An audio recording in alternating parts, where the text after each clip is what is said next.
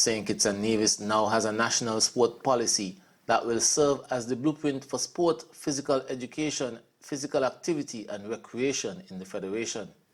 The document was formally handed over to the Deputy Prime Minister and Minister of Sport, Education, Youth and Culture, Honorable Shawn Richards, during a brief ceremony at the Sandy Point Recreational Facility on May 29th.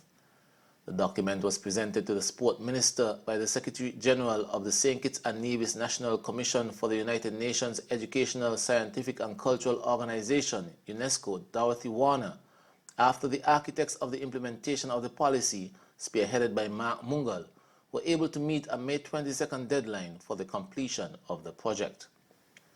The National Sport Policy was developed with the vision of the creation of a healthy, active population that benefits from physical education and enjoys sport, physical activity, and recreation in a thriving sports sector which embraces equality for all.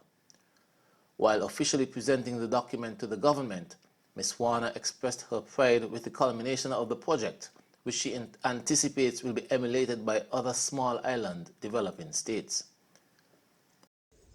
Ultimately, we aim to see the successful implementation over the next 5 years.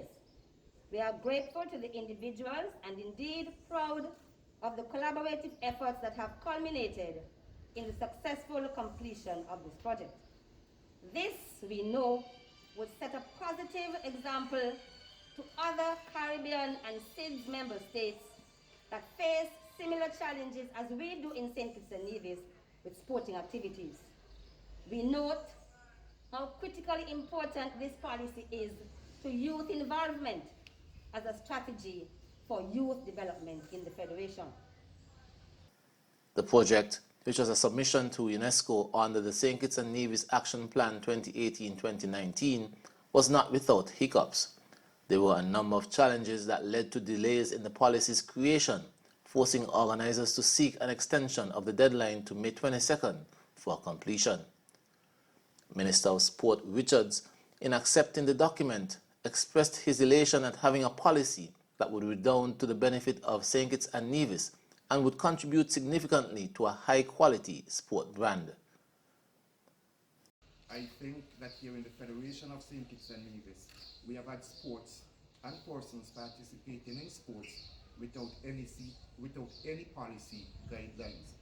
Going forward, we now have guidelines in terms of what you can expect from the government, in terms of what the government would expect from the different sporting organizations, in terms of what assistance you can expect of the government, but I think more importantly, in terms of what we expect or how we expect sports to benefit the Federation of St. Kitts and Nevis. And when I say benefit the Federation of St. Kitts and Nevis, I mean the people of the Federation of St. Kitts and Nevis. Because ultimately, what matters is how our young people in particular are able to benefit from sports. However, we also recognize that sports and physical activity isn't just about young persons who are engaged in an organized sports. Sports is also, and physical activity are also about all of us. We have always heard that the wealth of a nation depends on the health of the nation. As a healthy nation, we can feel more comfortable in terms of our own personal development and the development of the Federation of St. Kitts and Nevis. Deputy Prime Minister Richards and Secretary General Warner expressed their gratitude to Mark Mungal, who facilitated the consultations for the creation of the policy.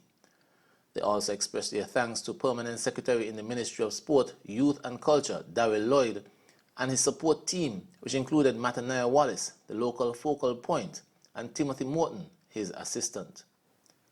Key stakeholders in the sport and recreation sector held extensive consultations based on the improvement in structure and organization in the lead-up to the policy's completion.